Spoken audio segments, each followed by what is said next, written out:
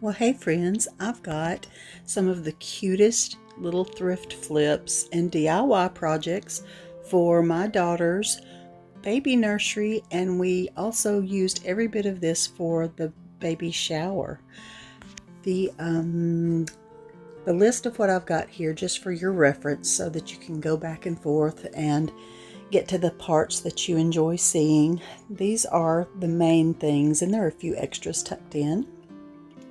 The first thing I'm going to show you is this adorable tassel garland with the wood beads. Now that image is a Pinterest image. So what we did was we found colors that we thought would match with our nursery color scheme. By the way, my little daughter Olivia came up with that idea board, that one graphic on the first of the video. That was all her idea. I chose most of these from Hobby Lobby. Most of these yarns, actually. The little piece of cardboard I have is just from a cereal box, and I wrapped it around about 20 times. Then I took a little bitty piece and tied at the top to keep it in place. I turned it so that that knot was on the underside, and then I took another piece of yarn and I tied it around the top. On this one, I took it off the cardboard before I cut it, and then I trimmed it up so that it would be nice and even.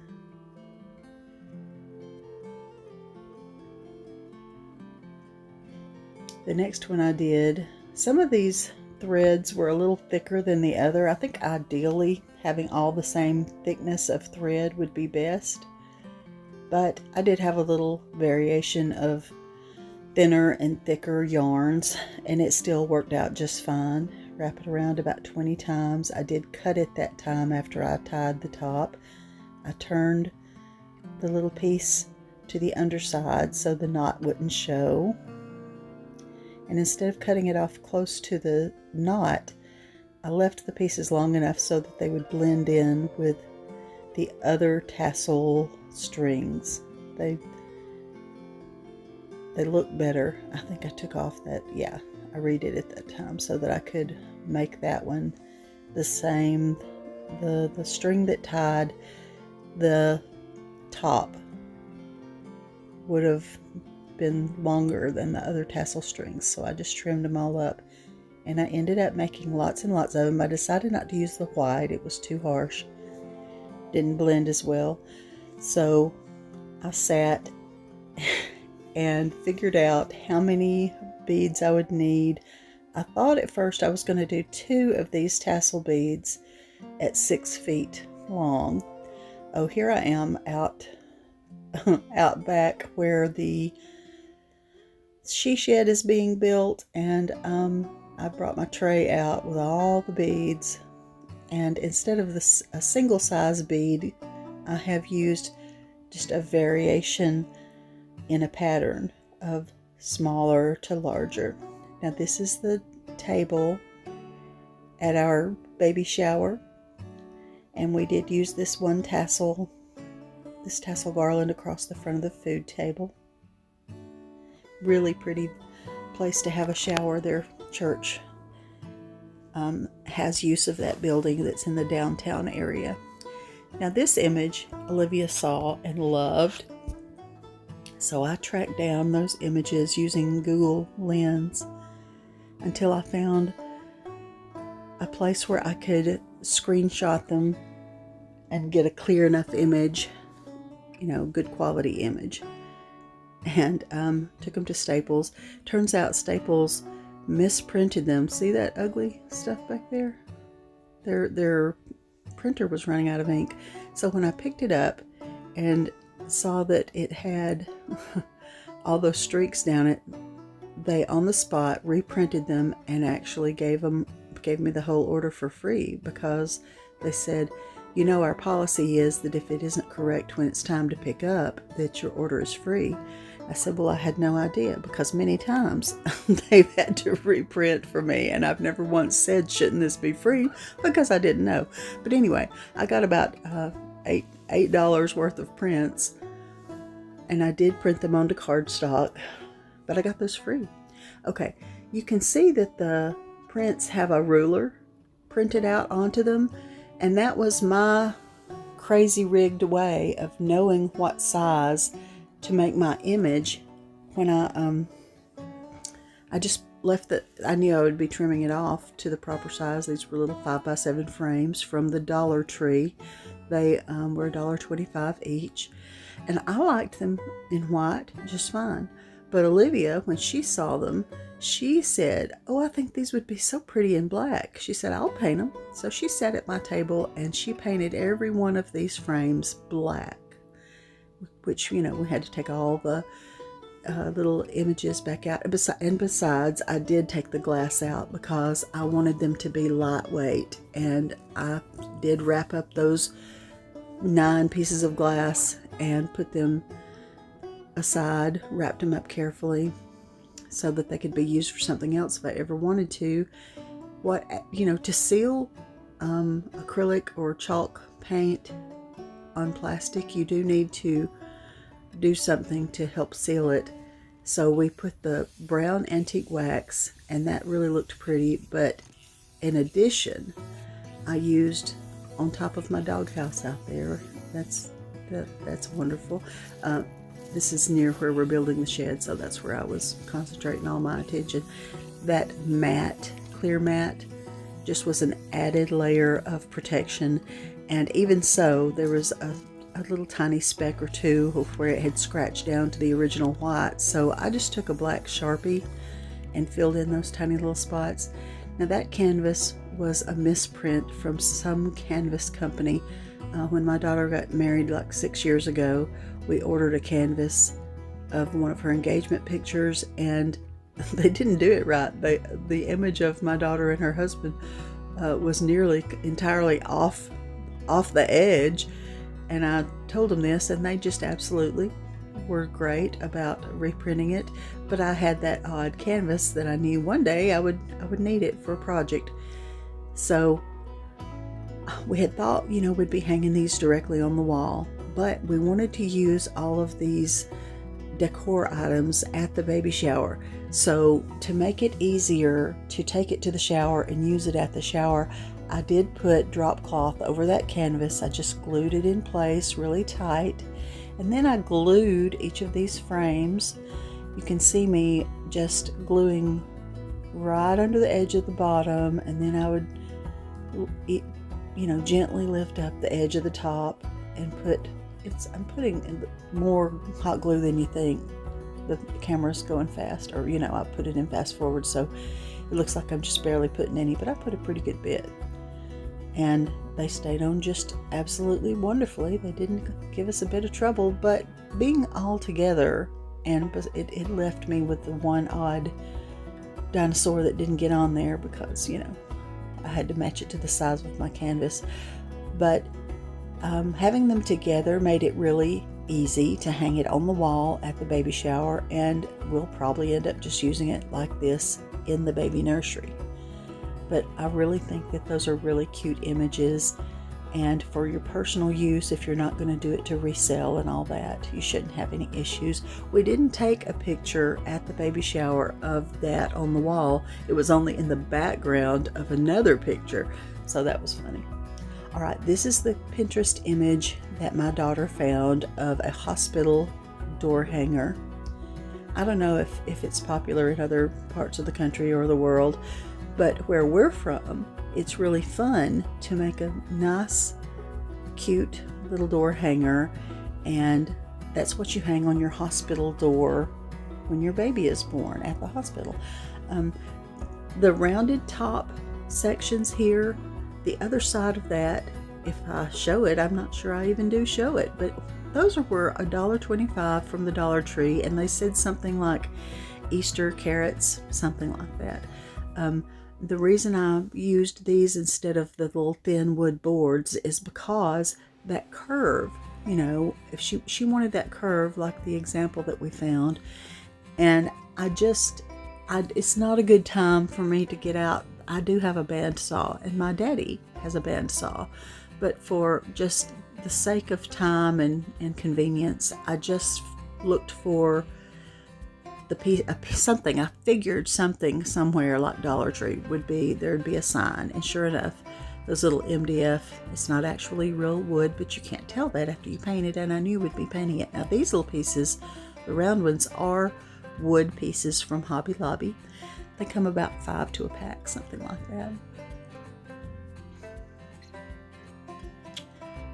I did use brown paper, and I glued brown paper to the backs of the green and the white piece just to cover up that Easter design, just so that as they're carrying it around and putting it up onto the door at the hospital, that it doesn't give great big flashes of Easter bunny with carrots.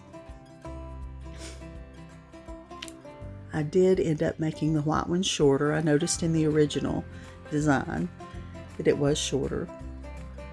My daughter picked out the fonts for Isaac's name and sent the image to me, and I just printed it out at home, and we decided what size would be best. Now what I've got here is tracing paper for sewing. If you'll look in Walmart notions, sewing notions, that's where I got this. I assume they may still have it at Walmart. If not, Amazon has everything.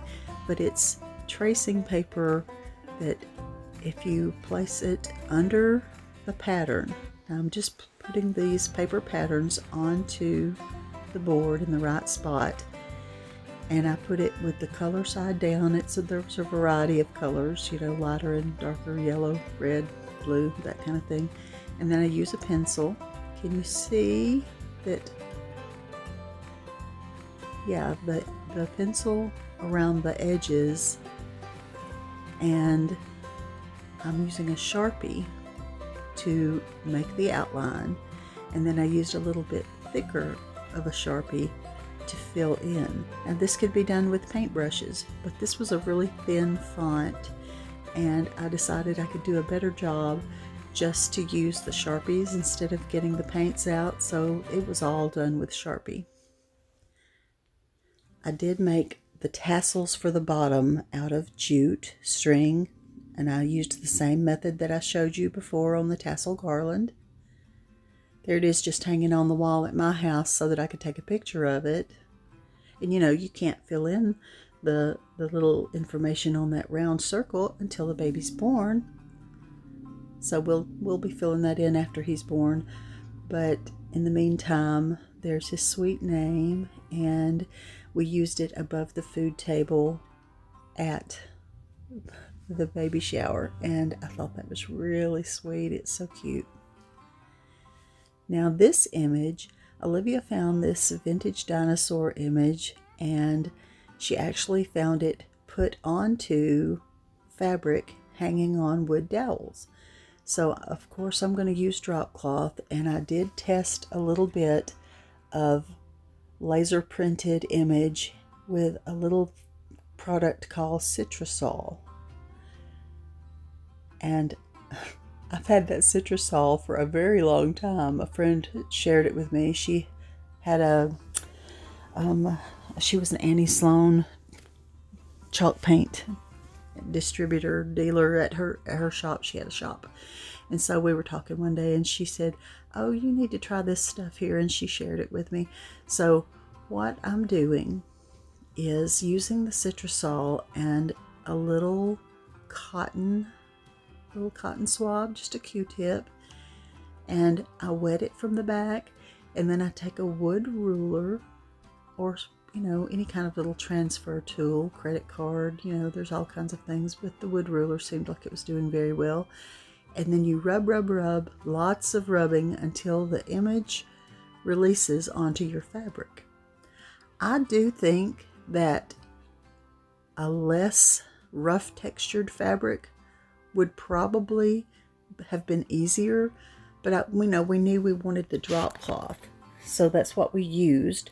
And the Citrusol causes the toner on the piece of paper to release onto the fabric with a good bit of rubbing. And you can see I'm using some frog tape to keep it in place. And I did do the trick where when you print from Word, there is a place in printer properties that you can select whether you want it to print out all the image all together on one piece of paper or tiled onto several pieces of paper. And I chose the option where it would come out tiled onto 4 pieces of paper because that made it the right size for my project. So it took a little while of rubbing and rubbing and rubbing. I did skip ahead to that second piece because I was super curious how it would look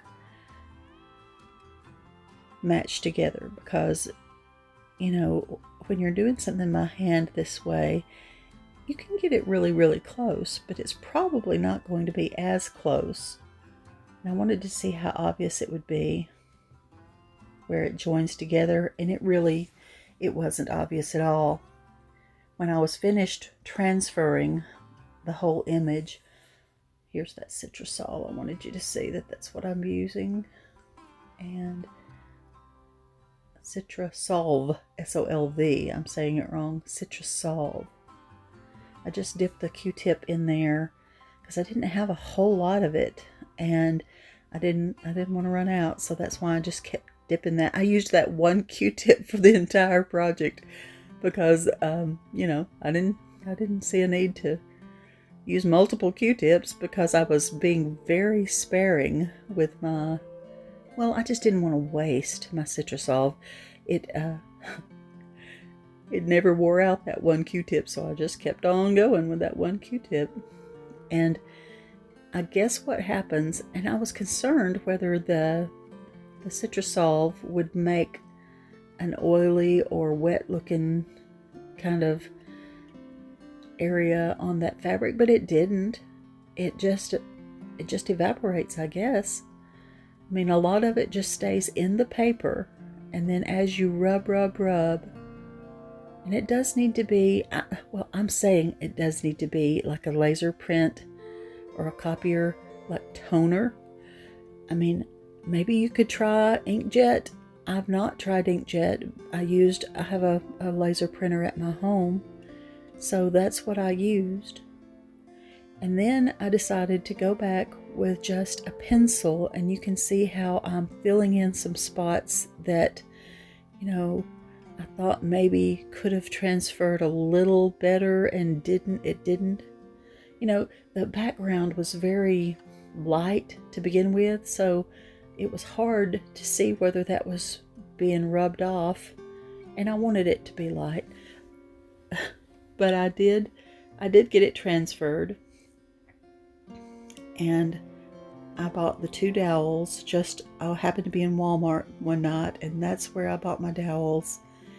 And even though I am carefully measuring, I got this image just the least little bit crooked.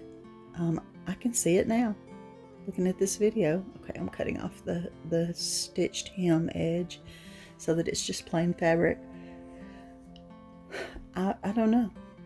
Sometimes my eyes just do not see what they should see. But I did fold it up so that I could make it perfectly square when I trimmed it off. I used a piece of paper to get it as square. You know, you could have used a metal T-square, like a carpentry tool, but a piece of paper is also square, so that's what I did.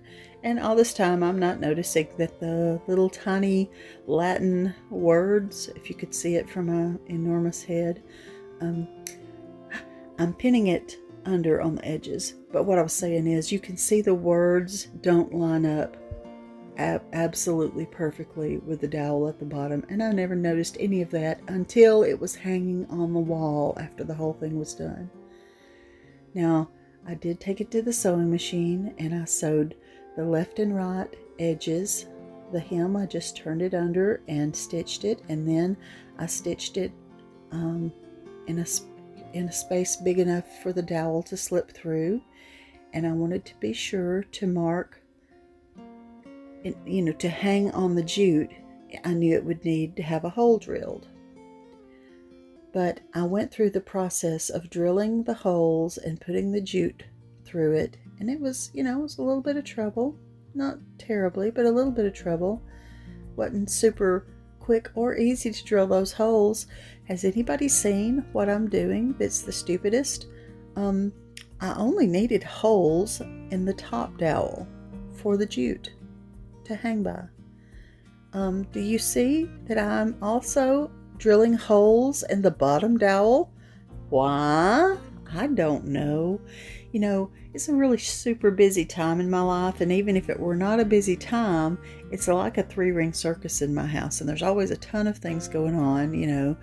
People are walking through. I'm getting constant phone calls and every kind of thing.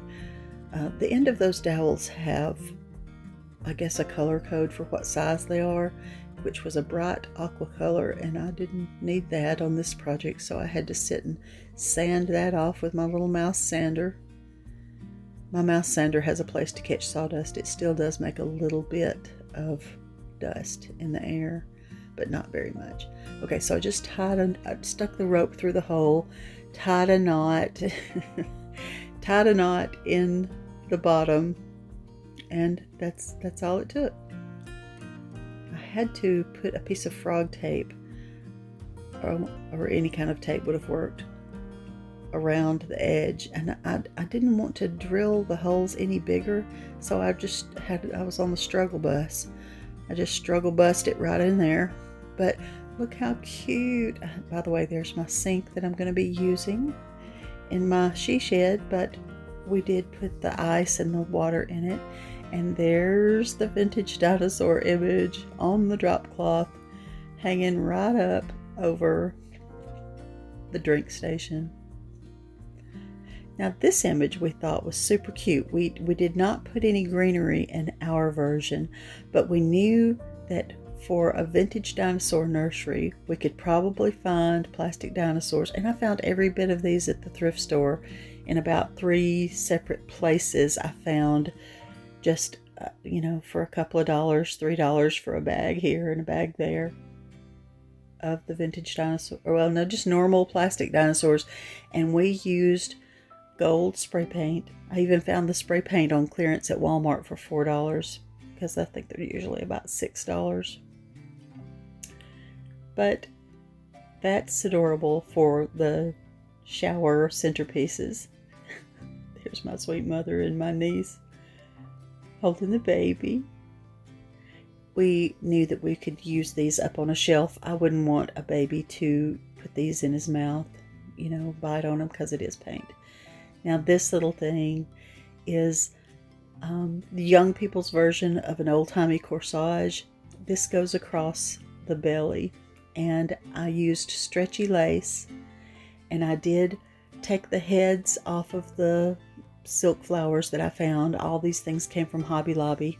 The stretchy lace and the little stems, the blooms, and I hot glued the blooms onto an oval piece of felt, and then hot glued the oval felt onto the stretchy stuff.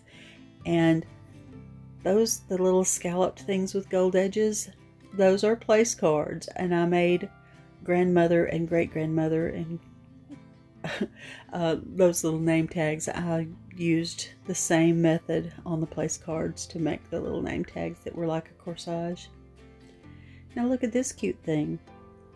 I'm not going to begin to explain how that my daughter did this. She did go buy a pattern. She ordered a pattern to do this, and she did it, and it's adorable. She can crochet anything, and I mean, if she can crochet a dinosaur, I would say she can crochet anything. But I just had to include how cute this thing is, even though I can't tell you how to do it, and I don't know how she did it. It's worthy of an honorable mention. So cute.